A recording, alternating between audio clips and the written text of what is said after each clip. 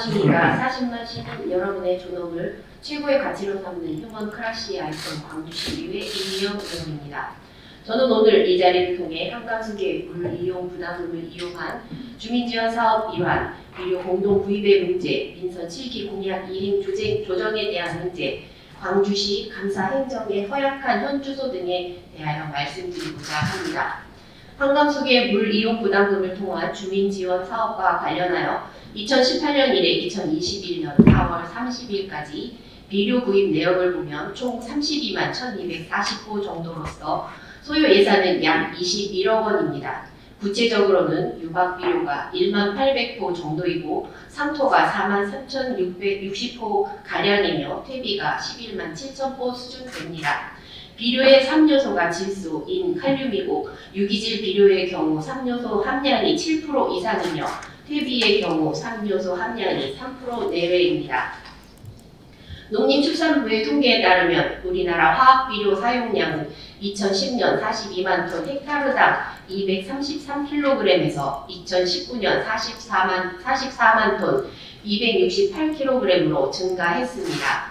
국내 농경지에 투여하는 질소의 양은 경제협력개발기구 회원국 중에서 최고 수준입니다. 농경지에 뿌려진 질소와 인은 강과 하천의 부영화와 녹조 발생 등 수질 오염을 일으키기도 하지만 암모니아 배출을 통해 대기 오염을 유발합니다. 미세먼지 2차 생성에서 암모니아는 중요한 역할을 하는데 국내 암모니아 배출량의 79%를 농업 부문이 차지합니다.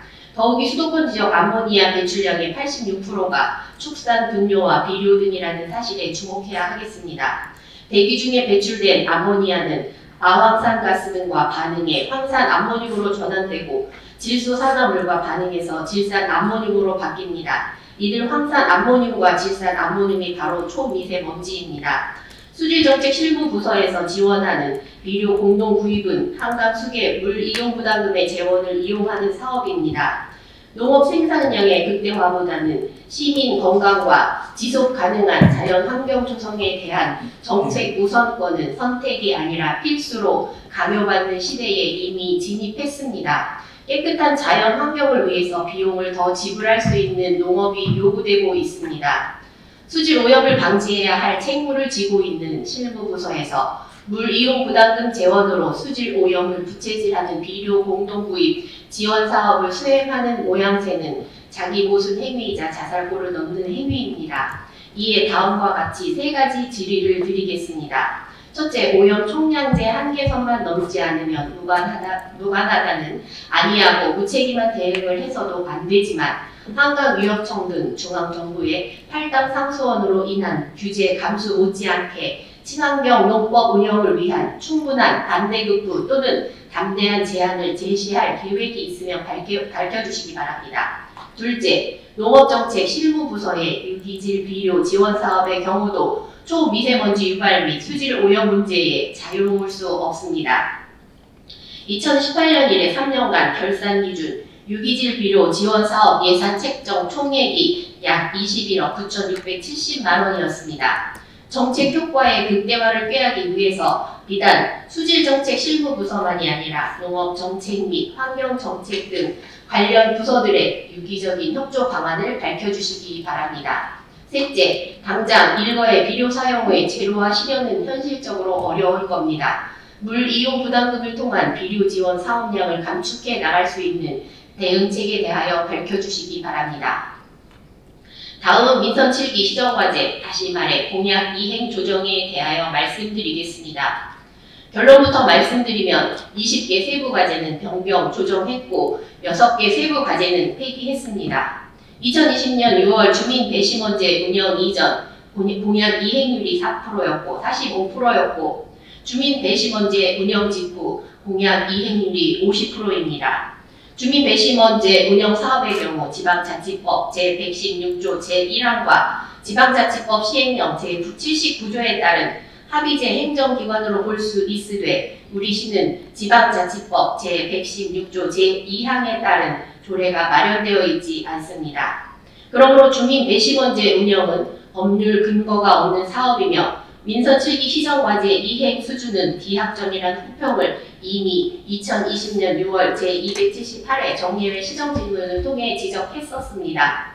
주민 배심원제를 용역 형식으로 운영한 사례는 편법 행정입니다. 배심원 40명을 선정한 후 21명의 분임조로 하여금 실무부서가 준비한 공약 이행 조정안을 심의하여 승인하는 절차를 밟아 20개 과제는 변경하고 6개 과제를 폐기함으로써 공약 이행률이 주민 배심원제 운영 직후 5%가 상승했습니다.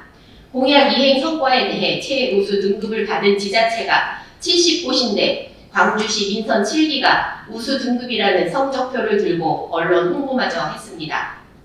도대체 공약이란 무엇입니까?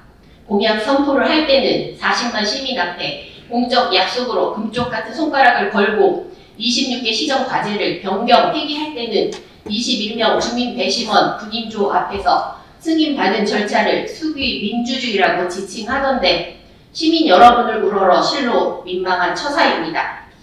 마치 민선 7기 지방정부에 사실적 공약 영상은 없고 편집, 삭제된 공약 영상을 방출하는 행위가 자랑할 만합니까? 주민 배심원제 운영은 절차적 정통성도 없고 수구의 민주주의를 가장한 공약가리 편법 행정일 따름입니다.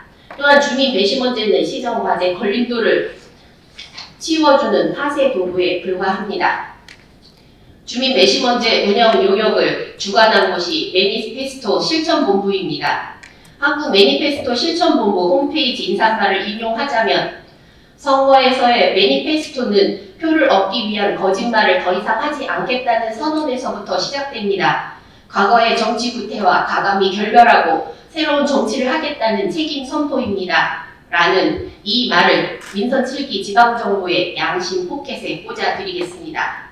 이에 다음과 같이 정리하겠습니다. 첫째, 주민 배심원제는 지방자치법 제116조 제1항과 지방자치법 시행령 제79조에 따른 합의제 행정기관에 해당하는지 여부. 둘째, 주민 배심원제가 합의제 행정기관일 경우 주민 배심원제 운영 법률 근거는 무엇이며. 셋째, 40만 시민 여러분께 득표를 위해서라면 뻥튀기 공약 남발을 해도 주민 배심원 분임조 21명의 승인으로 20개 과제를 변경하고 6개 과제를 폐기하면 무죄이고 면죄부를 받는 것입니까? 공약 조정에 대해 공개적으로 40만 시민 여러분께 자초지정 해명 및 사과표명 용의 여부. 넷째, 주민 배심원제 운영을 통해 공약 조정을 거친 직후 공약 이행률이 5% 상향된 점이나 공약 이행 성과에 대해 우수 등급을 받는 절차가 정당한지 여부 등 이상 4가지 사항에 대해 성의 있고 솔직한 입장을 밝혀주시기 바랍니다. 마지막 사안에 대해 말씀드리겠습니다. 지방정부 감사 행정은 지방자치단체의 내부 통제 제도를 내실화하고 그 운영의 적정성, 공정성 및 시민에 대한 책임성을 확보하는 데 이바지해야만 합니다. 그러므로 자체 감사를 통해 지자체 소속 기관의 모든 업무와 활동 등을 통해 조사, 점검, 확인, 분석, 검증하고 그 결과를 처리하게 됩니다.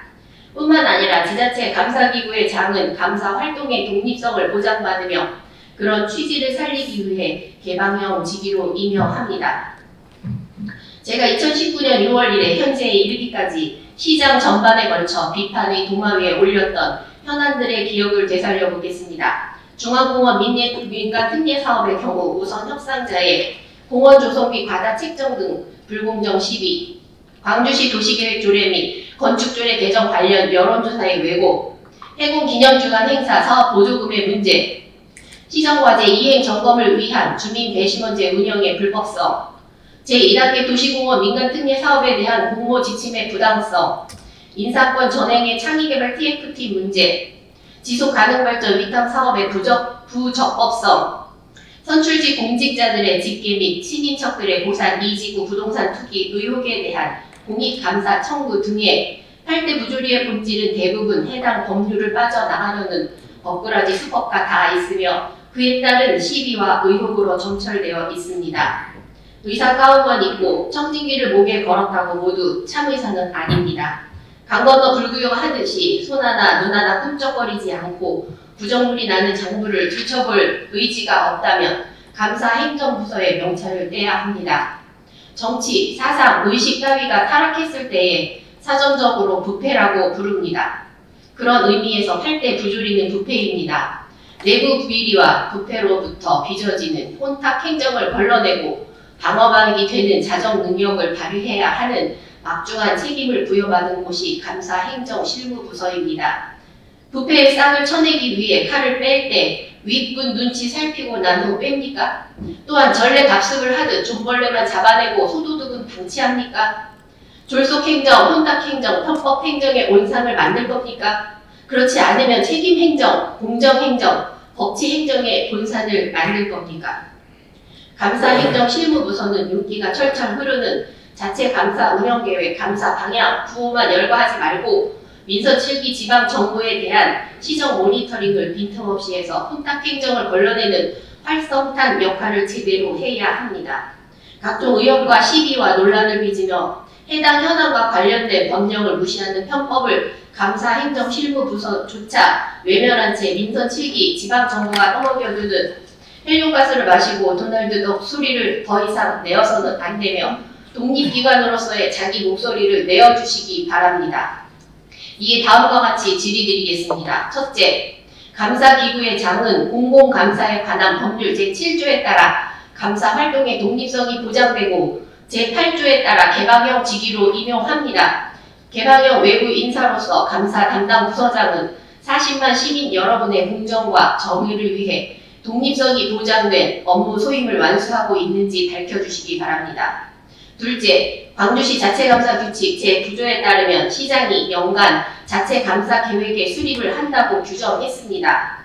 공공감사에 관한 법률 제19조에는 감사기구의 장이 자체감사 대상기관에 대한 감사계획을 수립하여 자체감사를 하여야 한다고 명시되어 있습니다. 자체감사계획의 수립 주체에 대한 광주시 자체감사규칙 제9조 규정은 상위법령 공공감사에 관한 법률을 위배했습니다. 자체감사의 취지는 단체장 하명감사 또는 신효 노릇하는 데에 있지 않습니다. 광주시 자체감사규칙 제9조의 개정 계획을 밝혀주시기 바랍니다. 셋째, 공공감사에 관한 법률 제22조 및 공공감사에 관한 법률 시행령 제13조 등을 복합적으로 이해하면 일상감사를 통해 소속기관에 대한 주요 정책의 집행 업무, 계약 업무, 예산관리 업무, 그 밖에 감사기구의 장이 필요하다고 인정하는 업무 등의 수행에 앞서 그 업무의 적법성, 타당성 등을 점검, 심사하여야 합니다. 감사행정실무부서가 일상감사 직무를 충실히 수행했는지 의심스러운 만큼 일상감사 대상 선정 기준이 무엇인지 밝혀주시기 바랍니다. 넷째, 중앙행정기관 및 지방자치단체 자체감사 기준 제11조 제1항 제6호를 참조하면 감사기구의 장은 연간 감사계획을 수립할 때 지방의회, 언론 및 시민단체 등에서 감사의 필요성을 제기한 사항을 고려하여야 합니다. 이 규정을 반영할 의지가 있는지 입장을 밝혀주시기 바랍니다. 이상으로 시정질문을 마치겠습니다. 감사합니다.